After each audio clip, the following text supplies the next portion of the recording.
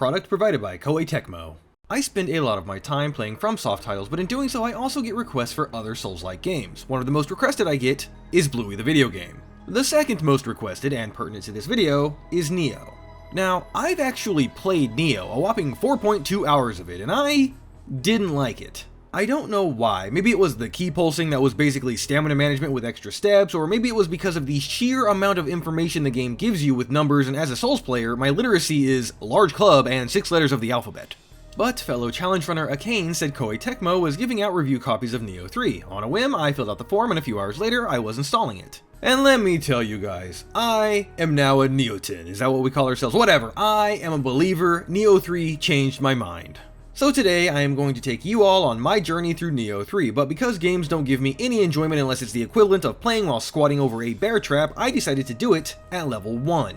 That's right, my first ever playthrough of the Nioh games, sort of, will be at level 1, so sit back, relax, and grab a drink, or don't, I'm not your mother, and enjoy. Oh sweet, a character creator. Well obviously I'm going to make Japan's future ruler a cute anime woman as if there was any other choice. This game's peak 10 out of 10. So as it turns out, we are going to be crowned as Shogun, but before I can do that, I have to learn how to fight. The game lets you play around with a couple of weapons. I ended up going with the dual swords because that's cool. Then I have a friendly sparring match with my brother, who has apparently always beaten me, but today I am the chosen one, so after smacking each other around for a couple of minutes, the duel concludes. Good timing too, because now the Daedra are in the city walls. Oh wait, wrong game. Yokai have suddenly started attacking, today of all days, but don't worry, the best character from Overwatch has shown up to help. Together, he and Samurai Man make to defend the people, leaving dear old brother and I to escape. This section serves as an extended tutorial for the combat, and honestly, it's well done. I mean, how else would they teach you about the yokai realm things in a natural way? Just had to burn the entire village to do it, no big deal. Also, we have a little lion companion that doubles as a magical demon-killing sword.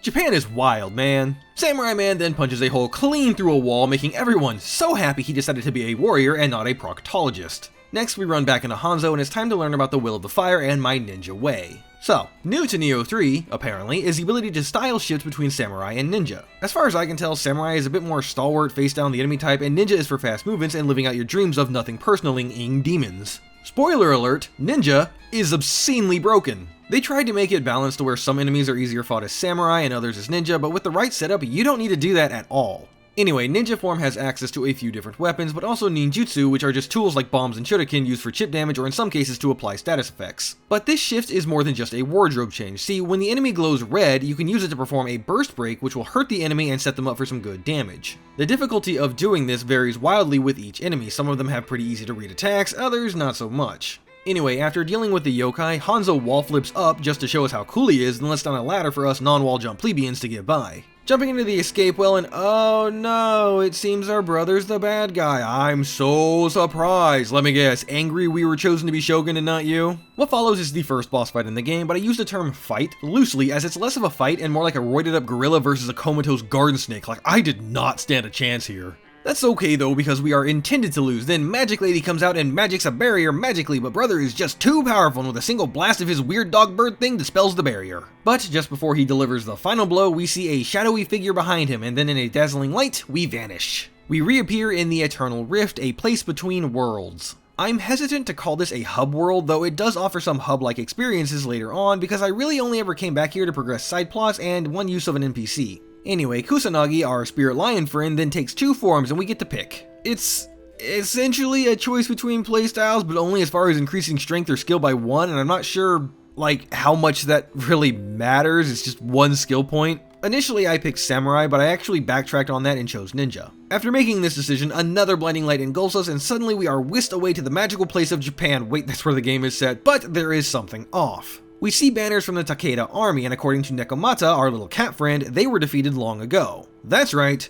we time traveled, baby. Now listen, despite living in Japan for like 7 years now, I know next to nothing about Japanese history, a statement that isn't really surprising considering I lived in the States far longer, and the extent of my US history is something like 700 years ago, Christopher Columbus just wanted some tikka masala and he couldn't steer a boat. Also, looking at my stats, that 1 skill point from Kusanagi did apply, but I'm still level 1, so the challenge is still intact. This little section of the game is linear. Basically all we have to do is escape the camp and not get murdered. Guys, you don't need to copy Dark Souls 2, I mean, I know it's the second best Souls game, but still. At the end of the encampment, some Tokugawa soldiers are fighting the undead. It isn't going well for them. Well, all except for Mr. Honda over here, because he's a named individual, it means he's important. We show up and help and are now in our first real boss fight of the game against Yamagata Masakage. He is a large man with a large sword, but he doesn't hit particularly hard. That being said, neither do I. Like at all. As such, it is a battle of the paper cuts with him using construction paper to my post-it notes. When I was pushed up against the wall, almost dead, Nekomata showed up and was like, "Man, this is a heated battle." So anyway, if you want to win, we have God mode. And thus, with the power of God and anime on my side, I Sailor Moon transform and disembowel my opponent. This, however, is not enough to stop him, surprisingly, and he calls forth his horse and runs away like a coward. Honda then introduces himself as a retainer for the Tokugawa clan and asks who we are, and our response is Tokugawa Takechiyo. Now listen, Honda has no idea who we are, but he's like a high-ranking dude in the army, right? Surely hearing we share the same name as his leader would raise at least half an eyebrow. Technically, he does comment on it after some exposition, but I don't know. I feel like he would be like, "What? A random warrior showed up, absolutely obliterated the enemy, and is claiming the same name as my lord?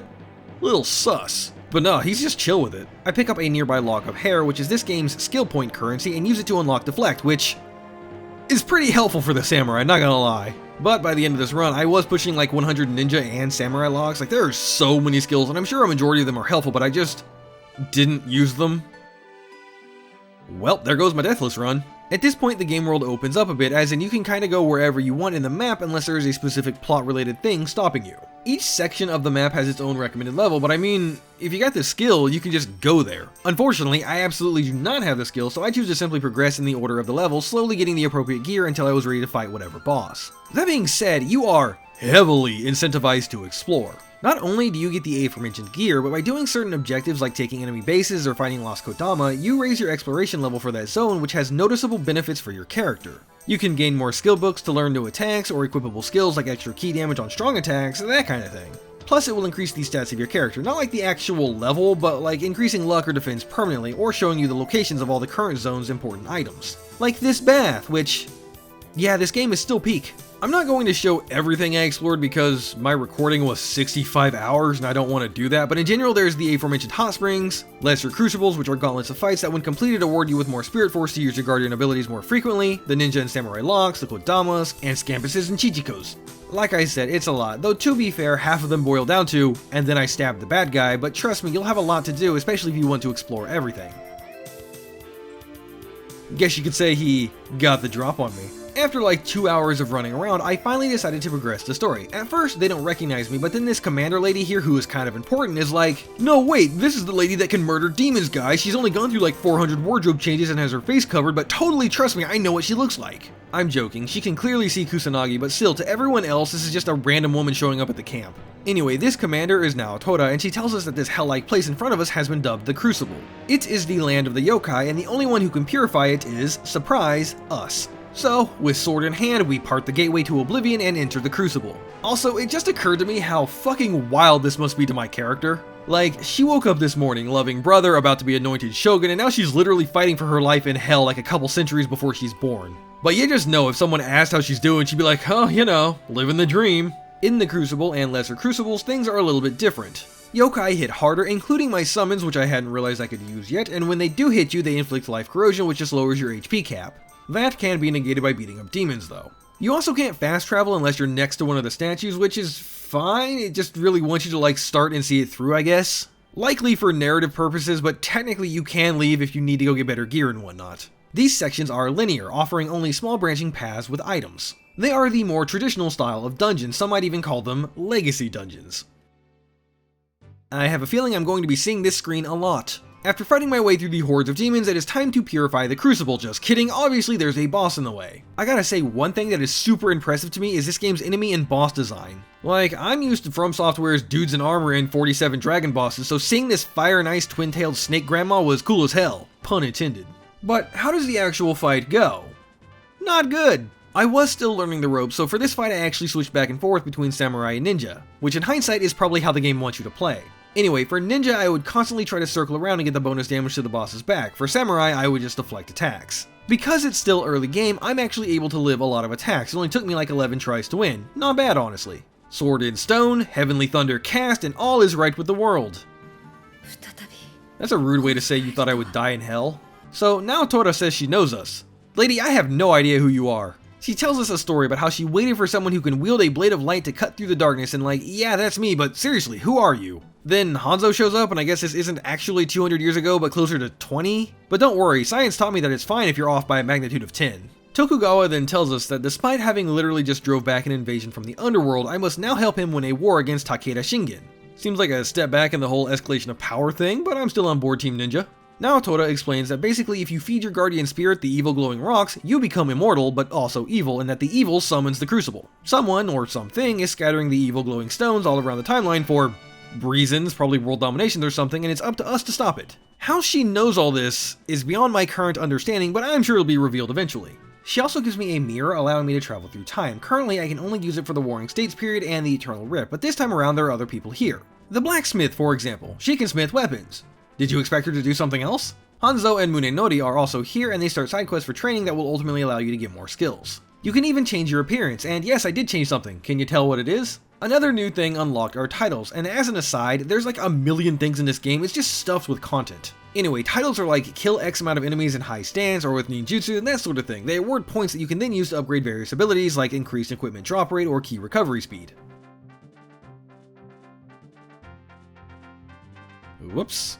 At this point, I was given several quests by Tokugawa and company telling me to head to various locations and defend or retake whatever they lost. So naturally, I ignore them in favor of the Blacksmith, who has asked me to find something to make her furnace more hotter so she can melt metal better. All that really means though is going down south, doing some cool parkour, and picking up half of a Spencer's friendship necklace. Returning it to her, she recognizes it from somewhere and it unlocks the ability to soul match and soul extract, which strengthens my weapons and turns them into mush respectively. She also gifted me a hammer, which does nearly double the damage of my current weapon, so yeah, I'm a hammer main now. I then spent some time doing side quests and just exploring, fighting some bosses and just enjoying my time. This game is gorgeous, and I'm generally pretty against open world things, I just don't want to run around an empty world, but Nioh did a good job of making me want to explore. The enemies are fun to fight, and it's definitely helped by the fact that I'm basically constantly tripping over upgrade materials and skill books. It's worth noting, because I don't know where else to say it, that collecting all the Kodama and stuff are easy. Once you've upgraded your exploration level of a certain region a couple times, you can actually just see the collectibles in that area. Anything that shows up on the big map is something like a skill point or another important item, making it much easier to prioritize what you should get. Anyway, because I'm me, I decided I wanted to help the cute girl first, despite her zone being like 20 levels higher than what I was ready for. At this point, I ended up switching to the Tonfas, which you guys don't even know. These things are absolutely broken, and to be fair, at first I didn't realize that, but by the end of the playthrough, I'm going to show you how absurdly powerful they are, just trust me. Now, about that underlevel thing. This is Naito Masa fucked my day up, just a random formidable field boss, but yeah, no, he hits really hard. I gave him a couple of tries, but after getting one shot by his spear, I decided to take the hint that the game was dropping and progress normally. Which means I head over to Honda and together we clear the Town of Darkness. I wasn't being symbolic when I said that though, we are literally in the Dark Realm. A place where the yokai are stronger, but thanks to 150 horsepower and 5-seater goodness disguised as a man and my 2 armed sticks, we beat back the yokai and save the village. Mr. Civic then tells me the yokai must have come from a place called the Haunting Caves. With a name like that, I'm not surprised, so obviously my next mission is to go there and check it out, eradicating any demons on my way. Before that though, I get absolutely obliterated by this weasel with a scythe for a tail. Like and subscribe if you want to see more of me getting obliterated by local wildlife. I joke, but seriously, subscribing does help out a ton, and it lets me know this is the kind of content you guys want to see. If you could hit that button, I would much appreciate it. Many thanks and much love. So, those haunting caves are in fact both haunted and caves. It's packed with all sorts of yokai, like floating ghost guy with a sword, snake lady, and crabs. Don't let the crabs fool you, they are an actual pain in the ass. So like, do we need to kill the yokai or The boss of this area is Hino Inma, which I believe is a boss from the first game. In my 4.2 hours there, I want to say I fought this boss and that was the end of my experience. I don't remember how hard she was there, but here, I kinda kicked her butt. My game plan was to use ninja form for her dark phase, as Akane told me that ninja is great for breaking the boss's ki, which regenerates passively in that mode. Then samurai for her normal phase because I can just deflect her attacks. I ended up breaking her stance so many times, I was able to proc living artifact a second time near the end, sealing the deal and allowing me to say I first tried a yokai boss on my level 1 run. At this point, I collected a gun which does, you know, gun things, and I return to Honda who's like, "Good job, bro," and he sends me on my way. Just gonna make an offering? Ah, well, can I at least have my money back? You help anytime? No, he does not. So, this is a side quest where I need to help calm down Mr. Fireballs over there, and I'm sure glad I did because once it's done, I'm able to summon him. Except I didn't think to actually do that for a while, but eventually. At this point, I return to Masatoyo determined to beat him in combat. At this point, I run past Masatoyo, determined to come back later. I meet up with Hanzo, who tells me he's hoping to meet with a spy friend of his, but Takeda's forces are everywhere. Cue us fighting our way through the undead army and some random soldiers who are a lot less threatening. As it turns out, Hanzo's spy friend is this Krampus, which is actually pretty clever. If I saw one of these things, I'd happily give it my date of birth and social security number. Excuse me, I mean my number. Anyway, he thanks me for my help and says that I'm the best ninja since Naruto and he wants to train me sometime or something. The real thing I'm here to tell you is that while fighting, I happened across this man. This is a master. And he wants a duel, a decision I would swiftly regret agreeing to. After getting laid out the unfun way, I decided it would be better to come back later, something, it's not running away, it's tactically retreating. At this point, I finally set the big head fireball summon, which is a very useful thing against human enemies. Shame that the next human boss I found, I forgot to use it against, but I promise I'll show you soon. More exploring and I return to the Blacksmith and I realize that I can make level 50 gear. Now, I've played enough games to know that this is kind of like a trap. I mean, I will find stronger stuff, but for now, that's a huge upgrade. On my travels, I encounter a mysterious ninja and help him reclaim his home? Either way, this is another master, and I didn't learn my lesson the first time. Finally, I made my way north to Naotora, who was patiently waiting for me this whole time. Together, we begin to eradicate the demons of this temple. This is my boomstick. At some point, I ended up taking a bath to wash all the demon blood off, and Naotora is like, right now? Really? Which I mean, fair, but also, have you ever been to an onsen? It's pretty cool. Or hot, I guess. Especially with Mike. The boss of this side quest is Romin Sukuna, this thing. Listen, I'm not gonna claim to know every yokai or culturally significant thing in Japan, but if you do, please enlighten me in the comments. Anyway, this area was kind of like my experimental phase with ninja. I tried a lot of different weapons and they were fine, I guess. I learned from Akane around this time that if you apply 2 different statuses to the enemy, they will also be debuffed with confusion, which makes them take 50% increased damage, so I tried my hardest to split my styles between 2 different elements. But actually applying them felt kinda inconsistent, at least with my limited knowledge. As this boss has actual weapons and isn't just a big blob thing, I fought mostly in Samurai for the deflect chances, which I think helped me, as in the end, it was another first try victory. Alright, Masatoyo, I've returned and I'm ready to kick your ass. I did finally remember to use my summon, and the reason why it's good is because it will knock the enemy over, allowing for one of those final blows that's not so final if they're a strong enemy, or if they guard it, it'll just obliterate their ki instantly, again allowing for a strong follow-up. And after a handful more attempts, I was finally able to topple this random dude guarding a bridge. I then challenge Honda to a duel and prove once again that spears are objectively the worst weapon in any game, as I absolutely thrash him first try, no problems. That isn't a joke, it was a first try and I only used 1 heal. Next, I challenge Hanzo to a duel, who proves once again that spears are objectively overpowered in these games. That's a joke, it's not the spear, it's ninja form. But as the saying goes, fight fire with fire, so I would let him tire himself out with swings, then I would swoop in and punch him a few times to deplete his ki, ensuring a moderately swift victory. Also, I enjoyed how when I win, it's just an honorable duel, right? Like they take a knee and admit I'm superior. When they win, I'm just fucking dead. I then spent an embarrassingly long amount of time trying to beat the Odachi Master. Jane, we can just skip past that, no need to waste the people's time. What did I do to you, Jane? Do I not praise you enough? Do you need more pay? I can up it to like 3 Snickers and a used tissue. Fair enough. Eventually, I got him down to low health again, but this time I was smart. I switched to ninja form and just backed up, throwing projectiles at him. Cowardly? Maybe, but I won, so I don't care. At this point, I finally decided to do the main quest, so I meet up with Hanzo, who tells me to assault the front of the castle while he sneaks in the back. Sure, yeah, give me the dangerous mission, it's fine, whatever. Okay, maybe it's not fine. Weirdly, after taking out the scout that alerts the guys, they just sit there and let me shoot them in the face? I mean, we take those, but okay. Also, this castle has like these mist illusion walls. It's fine, and it is introduced as the castle shrouded in mist, but this isn't the only place in the game where there's like a mechanic specific to one zone, and they could have done so much more with it. Anywho, there's a mini-boss in Anayama Nobutada. He's a dual sword using human, meaning I'm in for a rough time. After overcoming that mountain of a mini-boss, I continue scaling up the castle, taking it slowly and using my bow on enemies that should be able to see me, but can't. The main fight here is Baba Nobuhara, a big axe-wielding demon. Once again, I didn't have a real strat in place because I second tried this boss, though I'm actually going to stop mentioning that because after this point the swift victories were few and far between, and some bosses would take like 50 plus tries. He has like a steam mist version of himself that I don't think is just a trick. It never hit me, but it did do different attacks than what the boss did, so I'm not sure, maybe it was just luck. Anyway, I used samurai form a lot in this fight to deflect his axe attacks and just hit him a lot until he was dead. Then Hanzo shows up and is like, "Good job, bro, you totally didn't need our help," and like, to be fair, he's right, but it would have been nice if he asked. Anyway, at this point I think I cleared out everything on the map, so it's time to wrap it up.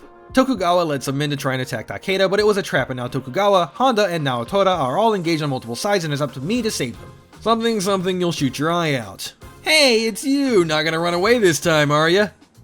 No, he did not. I did have a more developed strategy this time, and it was to stick to the boss like glue, as I wanted to deflect every attack I could, but also he sometimes did his arrow shot, but if you're right in front of him, he'll just miss it, so free damage. I got kinda lucky as he did a lot of burst break attacks, letting me get some chunky key damage in, and I was really getting into the flow of fighting him.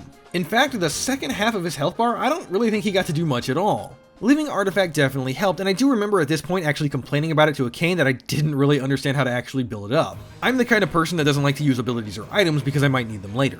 If I recall our conversation though, the ultimate gauge is based on Amrita Acquired, which you can get from hitting a yokai while they are stance broken. So it's actually pretty easy to build up when you're fighting yokai bosses. Anyway, after a couple dozen tries, we are victorious, but the fight isn't over yet. We still need to save Tokugawa, who is swallowed by the Crucible. Well, lucky for him, I can just go in there and, unswallow him. Wait, no, Jane, that came out wrong. Please cut that. Thanks, Jane. I can always count on you. Note to self, don't get grabbed. Well, there goes almost 500,000 souls. That sucks. I think it's neat that you find other NPCs in here. Like, they don't just vanish when the Crucible appear, they were engulfed. I had to break out the thesaurus. Don't want my words taken out of context, right, Jane? I will swallow Tokugawa's men. So I'm pretty sure you aren't supposed to get this guy stuck and just keep shooting him in the face. But I totally got him stuck and just kept shooting him in the face. I hate fighting these things. They aren't even that hard. They stagger in like one quick attack from Ninja, but the fact that they float off the ground is so annoying to me. Like, there's 3 enemies in this game that I ended up just blowing all my cooldowns on for when I ran into, and this is one of them. At the top of Mount Burning Bodies awaits Takeda Shingen, a dude in armor. So Takeda is probably my first real wall. I mean, it only took like 30 minutes or so to beat him, maybe 40, but the runback is like 4 seconds, so I don't know how many attempts it was. I think part of my problem is that all of his attacks felt like they connected a fraction of a second after the animation, making it harder to time deflects, but it might have just been a skill issue. Either way, the game plan was to hit him until he put up his deflect all fan, at which point I would circle around his back, which would cause him to always follow up with his turnaround slash. This was less for an opening and more for predictability. Eventually he shifts into fire mode, so I go ninja to simply dodge his attacks. I think on deflect I still get hit with a status, so I wanted to avoid that. He also had a win phase, which I'm really bad at dealing with, but in this winning attempt, I just pressured him so hard he didn't get to do it until near the end of the fight, and I popped my big fireball man, which instantly broke his guard, which I think knocked him out of the win buff. I'm not really sure, but we take those. Either way, with him back to normal, I once again went for Samurai. He tried to buff with fire, but that gave me just enough time to get a free guardian attack on his back, sealing the fight off. We show compassion and don't kill him, which is a classic mistake, as of course he gets up bigger and angrier than before, but also with a hint of cowardice as he runs off. Hell has been dispersed and Tokugawa Ieyasu is safe, but it's not over because Takeda yet lives. We learn a new skill in Guardian Spirit Burst Break, which I ended up using when the regular Burst Break was too hard to time. Basically, if the enemy glows red, make them more dead, with the skill. Like a true ninja, I scale the lower scaffolding of this castle, which, now that I look at it, this has got to be an OSHA violation, right? Like, half the building is supported by broken beams. This is the second of 3 enemies I just find annoying and will dump all my resources into deleting from existence when I see them. Also, I hated fighting these things, not me not reading the tooltip saying you can emote to appease them like 50 hours in. Speaking of emoting, I picked the wrong one and made this wall angry at me, but like, what's it gonna do, fall on me? Can confirm, Japan has baths like this everywhere. Wow, a big surprise, Takeda threw his humanity away and let himself be consumed by the darkness. I'm not sure if I'm playing Sekiro or Kingdom Hearts at this point, though that comparison is amplified because Takeda's voice actor is the late Takayahashi, who also voiced Owl in Sekiro. Anyway, Takeda turns into evil Harry Machamp and fighting ensues. Okay, it wasn't much of a fight, I guess. At this point in the game, with I think one exception, every single grab attack is a one-shot at full health, so yeah, that's fun. A good thing I learned is that strong attacks absolutely chunk the keybar compared to quick attacks, though I hadn't unlocked my full potential here as I was doing the inferior quick to strong instead of strong to quick hits.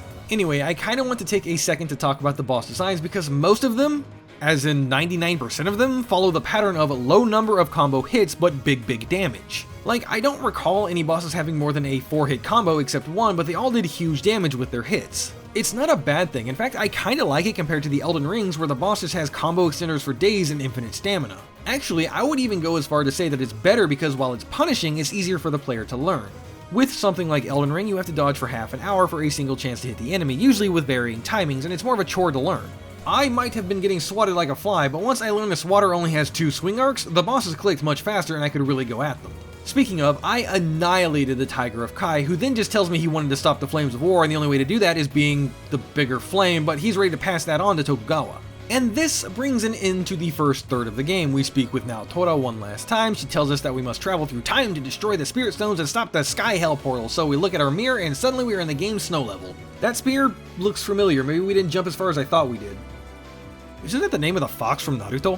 Soon we find out that we are in the Heian period, roughly 400 years before the Warring States, so that spear is definitely suspicious. Also, for anyone wondering, you can freely switch between the time periods, so don't worry about doing all the stuff in one map before moving on. Same with the first map though, this opening section is just a linear shot to the boss, in this case, the Great Tengu.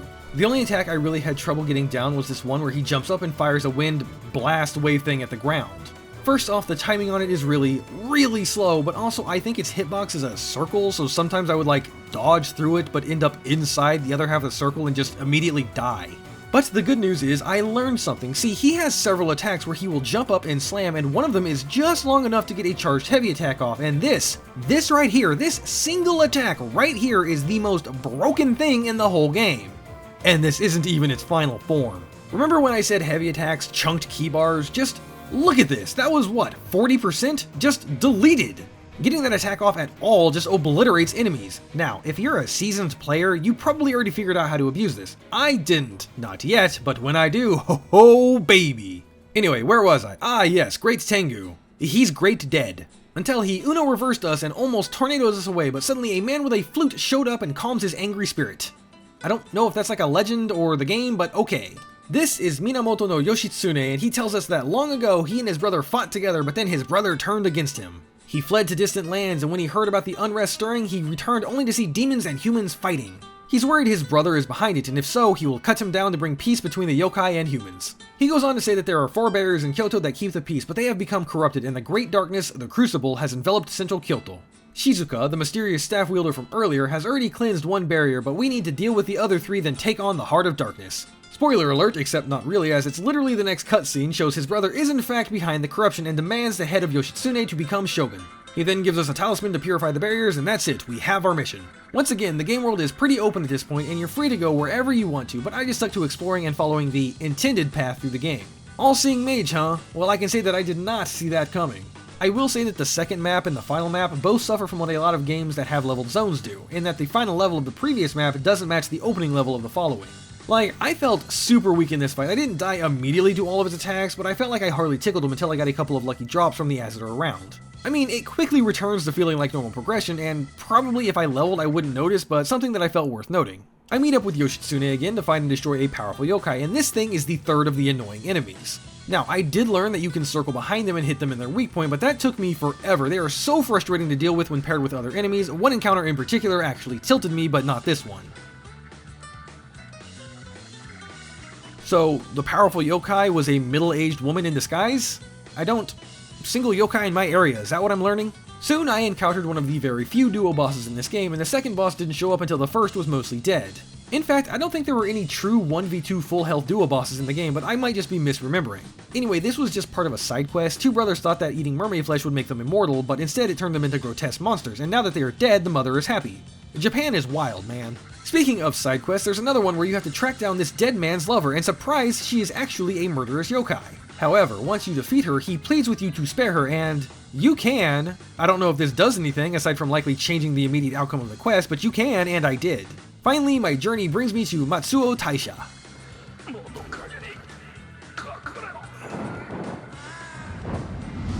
Okay, that was a mistake. Need a bigger gun. Haha, just like hunting duck with a cannonball. Oh, what? Back for more? That's fine, I got more than enough ammo to ward you off. Remember, it's very important to be aware of your surroundings. Because if you're not, you'll lose 600,000 souls. That's fine, I wasn't using those anyway. Not going to lie, I struggled so hard with these crabs, and it's wild because the answer is to just wait for them to do one of the attacks that spin them around and then punch them in the back. But no, like this single crab killed me about 5 times, which, a skill issue I know, but still. This is why you don't put stats above fashion. The boss of this area is, I don't know what this thing is, but surprise, it started with a grab attack that instantly killed me. Nice, nice, love to see it. Right back, I need to introduce my PC to spaceflight. So this boss in particular felt like it had some jank hitboxes, specifically the burst break attack where it slams its hands together. I struggled real hard to time this one right for no real reason. It's not like it's insanely fast or slow. And in its dark phase, it has an attack where it summons massive icicles and jumps at you. It felt like you had to dodge slightly later than expected, otherwise you would die. Well, I just died. Someone who leveled anything would probably survive. Overall, not really a hard fight, the boss struggles with keeping you in front of it. Lots of attacks that just don't turn it fast enough, so one well-placed dodge lets you slip easily around it and get a lot of free damage in while it continues its assault on the air. And before long, it falls. Then we use the talisman to purify the first of the 3 barriers. Well, he did in fact fall on me. I'm sorry, did that thing just fart on me to inflict a status buildup? Of what? Stench? Oh, it's actually called that? Okay then. So one of the side quests you have to do involves cleansing a dead painter's artwork because they are demon possessed or something, I'm not really sure, but this is the final part of that quest, and let me tell you, fuck this quest. It's a 3-wave fight, and the 3rd wave is the boss, but that's the second easiest part. The hardest part is the 1st wave with these 2 dipsticks. I hate this. These are just 2 nuisance enemies, but when put together, they absolutely blow chunks. This was before I realized how to actually fight the Will Skelly clone, but I had just the absolute worst time. And when I finally did make it to the boss, a single light attack would kill me, so I had to play perfectly. Translation, I gave up and told myself I would come back later. Besides, the side quest location is real close to this area's actual boss. Okay, Team Ninja, I see you. The team of culture, I respect it. This is the best day of my life. So Muscle Mommy put me in my place for a few hours, and I swear I was trying to win, guys, so much so that I had to go somewhere else and look for better gear. Of course this game has a poison swamp, why wouldn't it? I met this man who told me he wanted a bath, which he's surrounded by poop, so yeah, I agree. Then I did this kinda sketchy jump here, which let me land on this section. I'm not sure if this was intended or not, it felt like a sequence break. Either way, that led me to a little area with the ghost of my brother who shouldn't have been born for like 600 years. That itself leads me to a boss fight with the Demon of Envy. This is a secret boss fight, and after I saw how much damage I didn't do, I decided it would be a while before I took it on properly. Tatsumato and I then bathe together, and he tells me all about his secret bath at his house and that he wishes he could go there. He also says I can soak in it if we go, and like, brother, I appreciate it, but Muscle Mommy is all I need. Seems like he didn't have a good head on his shoulders. After some searching and fighting, we find his house in ruins, but he's so happy that his precious bath is still there. As it turns out, his precious bath had a sewage line burst, and that's just the way he likes it. He's so happy he literally died.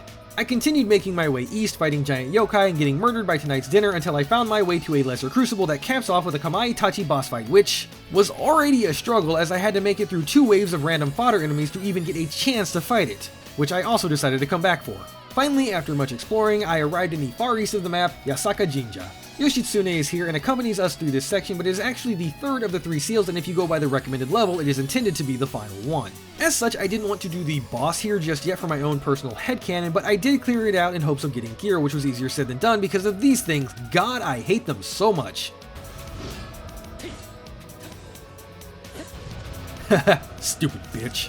At this point, I had basically done everything and I'm just stopped by 5 bosses. 4 of them should be the end of their respective areas, and the last one is that Kamaitachi in the Lesser Crucible. I decided to do it first just for the sake of clearing it out. There was something odd about this fight. The camera didn't seem to behave the way that it should. Like, I was locked onto the boss, but it didn't really follow the boss sometimes. In fact, I would occasionally unlock and relock to reset it. I don't know if it's the arena with the trees or what, but it was a problem until I finally pushed through. Speaking of possible glitches though, there's a Scrampus here that just immediately disappears after I pet it. The game tells me that some Scrampuses are shy and I need to sneak up on them, but this one just sleeps until I wake it up, and it leaves. I later learned that this absolutely was a glitch and it's not supposed to do that, but it didn't stop me from trying for like 10 minutes. Well, whatever, it's time to return to Muscle Mommy. Please ma'am, may I have another? When the fight started, I sprinted at her, landing the heavy with a follow-up quick attack for a decent chunk of her key bar. To be honest, that was basically my go-to to cause key damage in this run for pretty much everything. She will charge her sword from time to time, which is an easy opening, but if you're just learning the fight, you'll probably think it's an attack. I always try to dodge directly into her because a lot of the time that would position perfectly for backshots, and when she does the big whining attack, it's a chance, but be careful, there is a hitbox on this lightning, but it doesn't always hit. I don't really know, here it didn't. When she jumps back and slams her hand, that's an opening for a charged heavy, and of course anytime you break her key, just wail into her, but that should be a pretty standard thing to do if you've made it this far. See, that time it hit me. I don't know with this one, honestly. But before long, Muscle Mommy wait. Her soul core? Can I summon her?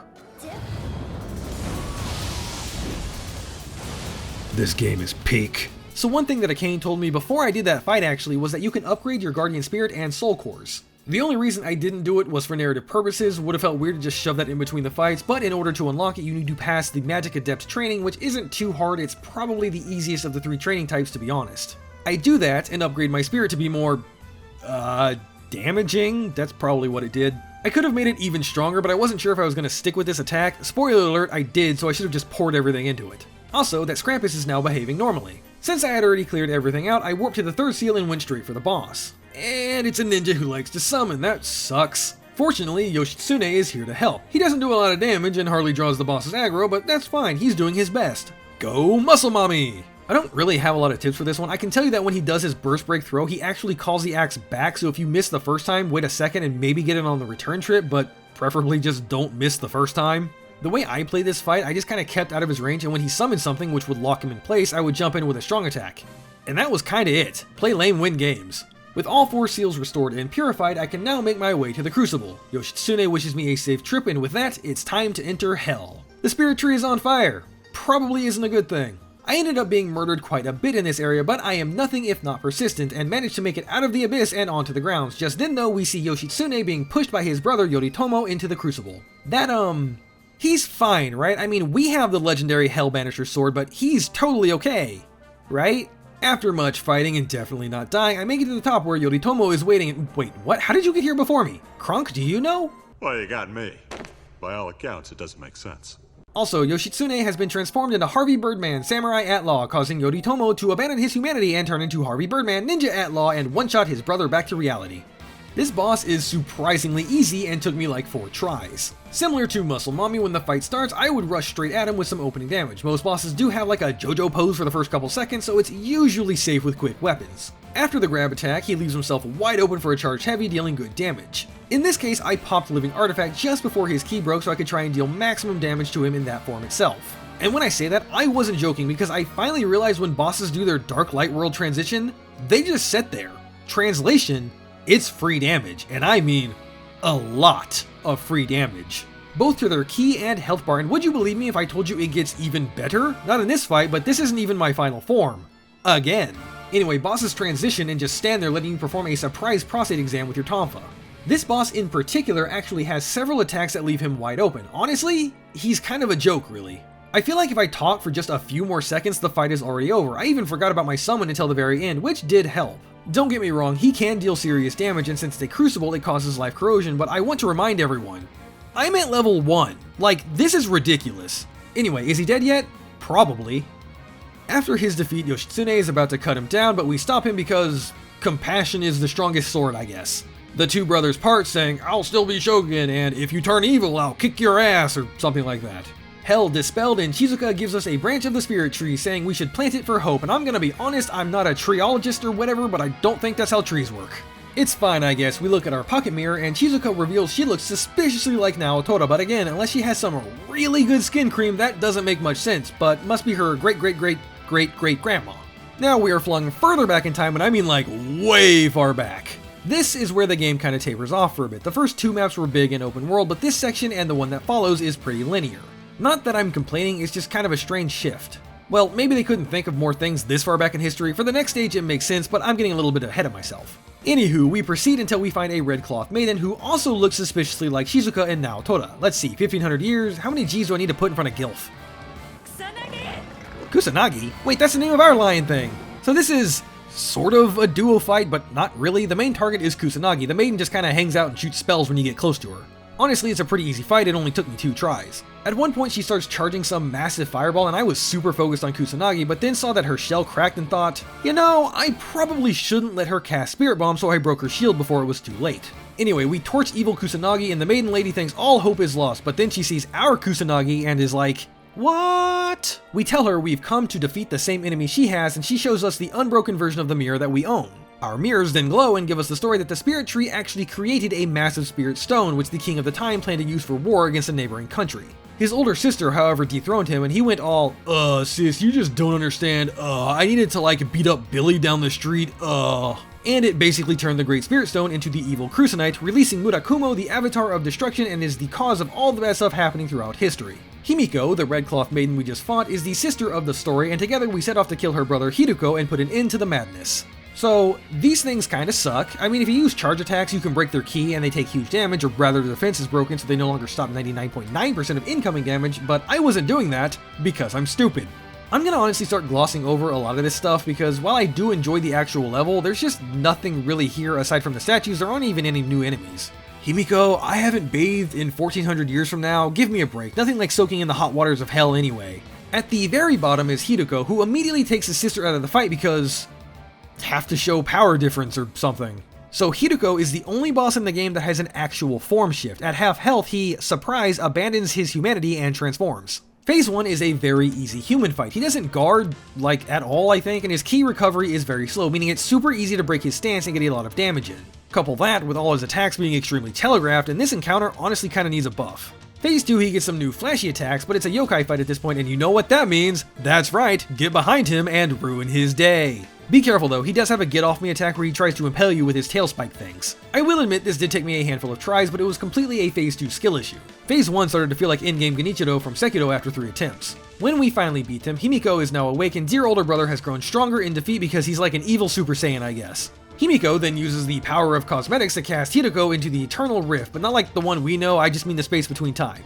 In doing so, the mirror cracks and now looks like ours. It was the same mirror after all. Himiko then says that one day the seal will fade and Hidoko will return and that we are the one that will stop him because of course we are. Did you really think I wasn't the main character of this anime?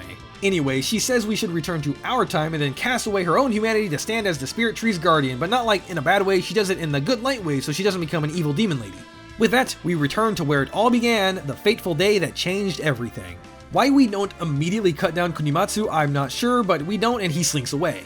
What follows is the tutorial again, except without Kunimatsu, and all of the other characters are like, wow, Takeichio, you sure are suddenly super goddamn strong, did you like eat extra oatmeal for breakfast or something? It is a little different in that we have to fight this goat demon thing with a cleaver the size of a school bus, but aside from that, it's basically identical. After getting through it, we are told to escape into the well, where we run into Kunimatsu. And what follows is perhaps the hardest fight in the whole game, at least for me. I'm sure someone is going to absolutely run circles around this boss. This fight took me just shy of 2 hours to get done. I'm not going to count how many tries, but it was a lot. It is probably better if you're a samurai, but I was dedicated to the ninja life at this point. So what did I do? Well, when the fight starts, rush him, land a heavy attack, and immediately dodge as a lightning explosion is coming. With good positioning, you'll get behind him for a little extra damage. In this case, he casts a long ground explosion thing where he stands still, Muscle Mommy's favorite.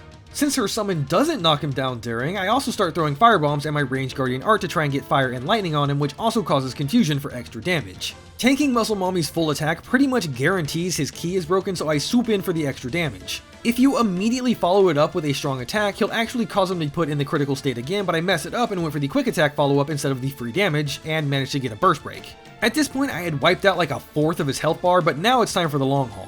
Basically, I just backed up and waited for him to do certain attacks. If he went for the ground cut attack, I would hit him with a paralysis shuriken, allowing me a charged heavy, which you can again normal heavy to get a follow-up, but I mess it up again. If he slams his sword into the ground, dodge through him and hit him in the back. Hitting him will interrupt the lightning from coming out, so don't worry about being hit by it because it just won't be there if you hit him. At half health, he will go into phase 2 where he pulls out dual katanas. For me, he opened with the long burst break attack. The timing is a bit weird, but you'll get used to it.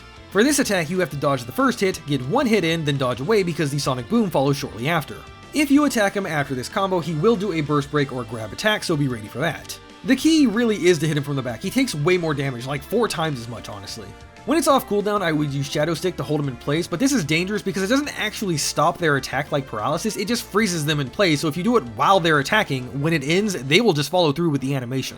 I guess now is a good time to talk about that, but I basically had Firebombs, Paralysis Shuriken, and the Shadow Stick ability as my ninjutsu. I am not sure when I unlocked those, but I'm gonna be honest, I had 65 hours of footage and that's a lot, okay? But hey, at 67 hours, I was able to say I 100% the game, so that's fun. Anyway, eventually we cut down Kunimatsu, except a shadowy Hidoko appears whispering sweet nothings into his ear, and just like that, Hidoko is reborn through Kunimatsu. We charge forth with our blade, but it literally just bounces off of him. And just as all hope seemed lost, he steps on a devil's trap hidden under a rug. Surprise, Himiko has been alive for thousands of years. That's right, they weren't relatives, they were all the same person. I think. I don't really know what's going on anymore. Yell at me in the comments if I'm wrong, but anyway, Himiko casts us into the far future, and now we must go back to the past to stop Aku, shape-shifting master of... wait, wrong franchise. Yeah, so we are now 200 years into the future and in the game's final map, and the first place we go is a pleasure district because apparently I wrote this game's story. Unfortunately, there are no sexy ladies here, and the only fun to be had is by beating my tonfas into the local yokai until I get to the second hardest boss in the game, this guy. He has a gun. That's not why he's hard, but like, he has a gun. How is that fair? Also, when we first meet him, he's fighting against someone from the Tokugawa clan, and when we show up, he's like, "Are you Tokugawa?" And we say yes, of course, and he immediately tries to fight us. Like, this is just a misunderstanding, dude. If you let me speak, you'll see that we aren't so different. This one only took an hour and 45 minutes, so just slightly better than the Kunimatsu fight, so let's talk about it. Phase 1 actually isn't that problematic. His key recovery isn't that insane, and he staggers with most hits, meaning just non-stop pressure is enough to push through. Phase 2 is where things get hard, because he no longer staggers. You also can't damage him when he phase transition, which sucks, so it makes timing Muscle Mommy much harder. I am almost positive they wanted you to samurai deflect this fight, and I did try that a couple times to a little success. But I was so invested in ninja, and honestly dodging attacks is much easier than timing deflects, because with a dodge, if you mess it up, you might just get lucky with your positioning letting you survive the attack, but with deflects, if you mess it up, you just get hit, and I ain't surviving anything at this point. Anyway, my strat was to just dodge his attacks and get a single hit in when I could. Paralyzing him with my shuriken and getting behind him for a charge attack was nice damage, but it's super unreliable because he usually blocks them, which greatly reduces the status's buildup.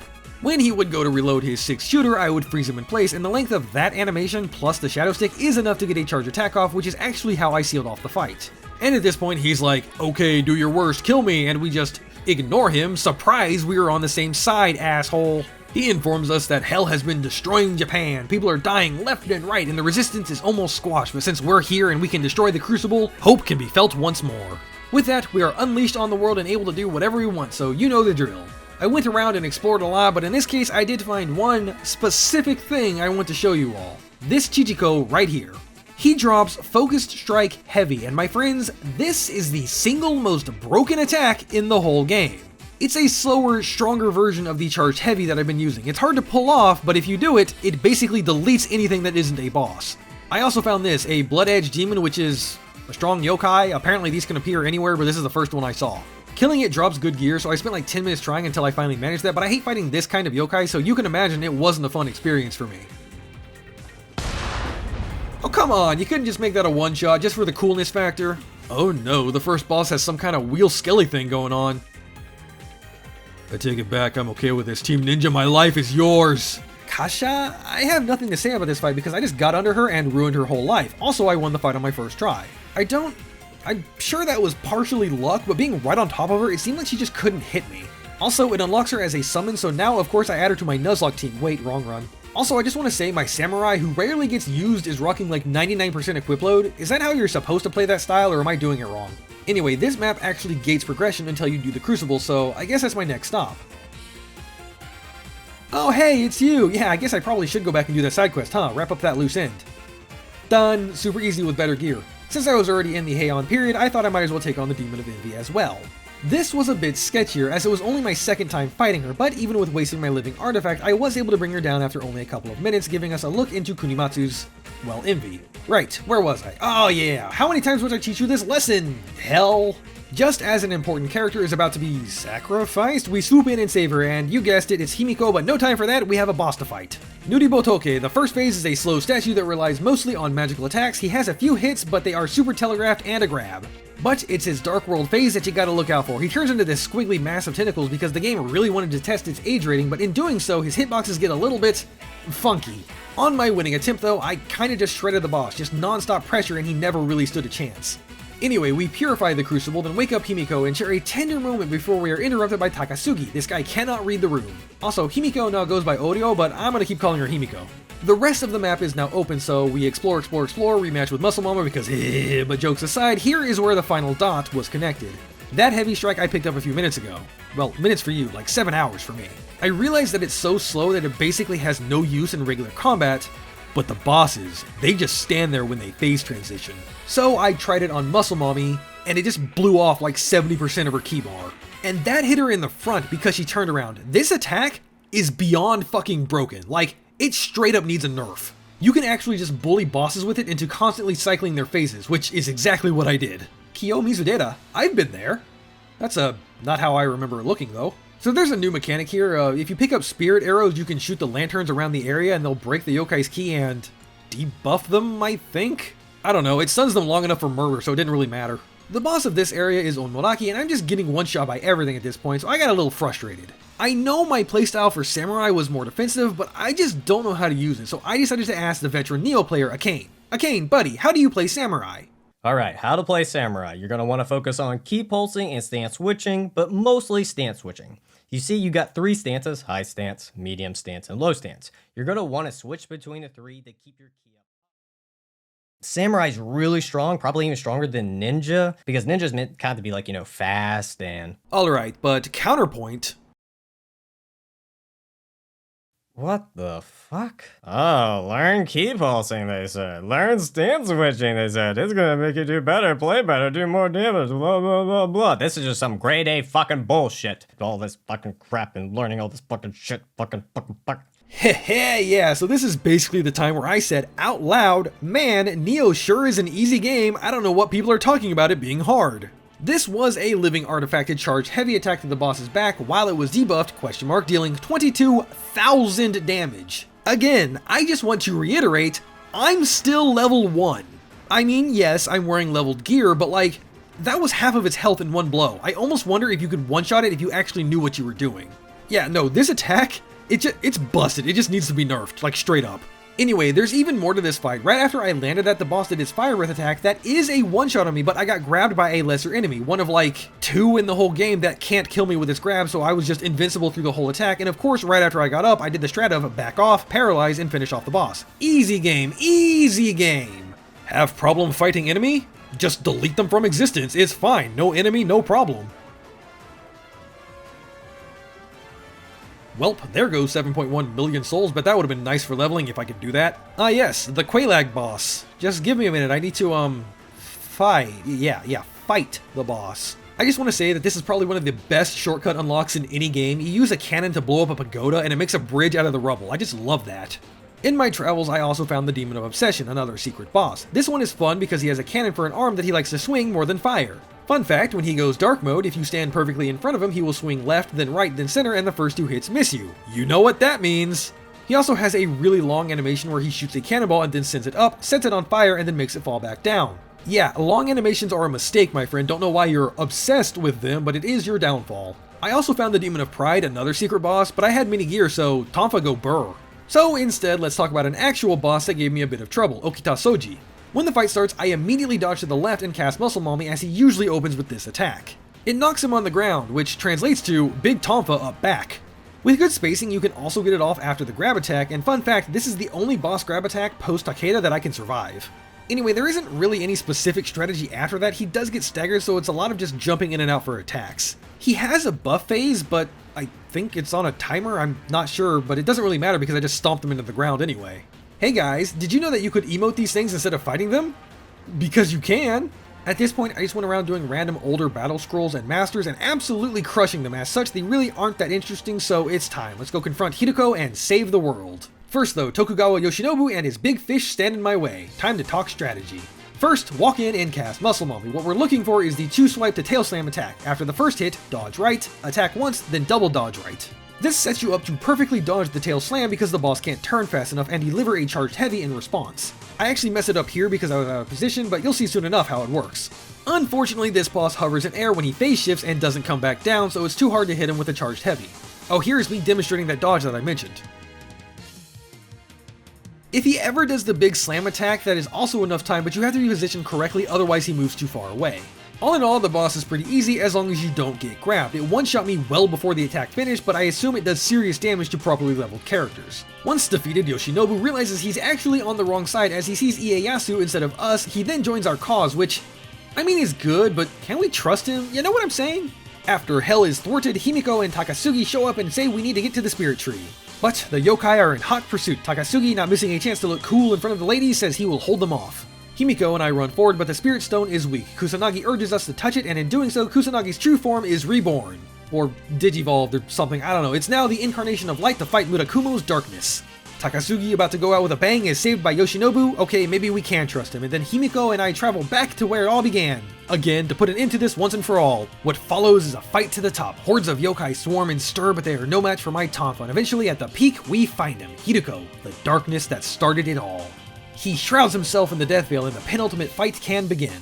This section is a gauntlet of lesser crucibles with increasingly tougher enemies and longer waves, where the hearts of those that you helped throughout the ages ring out, aiding you in your time of need.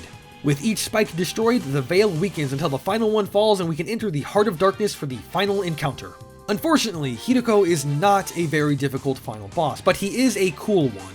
He has like 4 different forms: fire, ice, lightning, blood. He's also the only boss in the game that I felt had long combos but weak hits. But in changing forms so much, he leaves himself open. I used all of my training to hold one button, and before long, he falls. Except not, he fights back, stopping my blade just before it can pierce the Crucible. He's stronger, but we're not alone. Together with Kunimatsu's true soul, we plunge the sword into the heart of darkness, ending the destruction that ravaged the ages. Hidoko and Kunimatsu split, and the latter returns to his body, but Hidoko, still consumed by darkness, attacks Himiko, and together they fade out of existence. Kunimatsu and I stand in the warm morning sun, and he tells us how when they were children he believed he was better and that he should have been chosen to be shogun, and when Takechiyo was chosen, the darkness consumed him. Now, at the end, he realizes the sins of his pride, envy, and obsession drove him and his country into despair. He asks us to kill him to atone for his sins. But what does it mean to be a shogun? I chose to spare Kunimatsu. No more blood.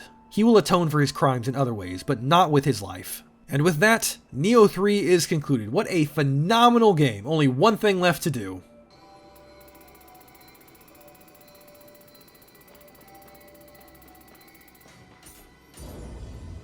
Hey everyone, thanks for watching this week's video. This was a lot of fun. Like I said near the beginning, that I just never really played a Nioh game because I really didn't enjoy the first one. I don't know how different this one is from the first two. Apparently kind of vary, especially with the whole ninja thing, because it didn't exist in the first two. But I had a lot of fun here. I don't know what was changed between those ones that I don't know, it clicked a lot more. I just enjoyed it, right? Maybe I'll go back and play the first two. Maybe not. I don't know. Apparently they're much harder. This game was very easy, but apparently they're much harder. Also, look at that. We have this week's grand champion, Sarvin of Night, and I think you've won multiple times. I should probably go relook the balancing on this battle royale.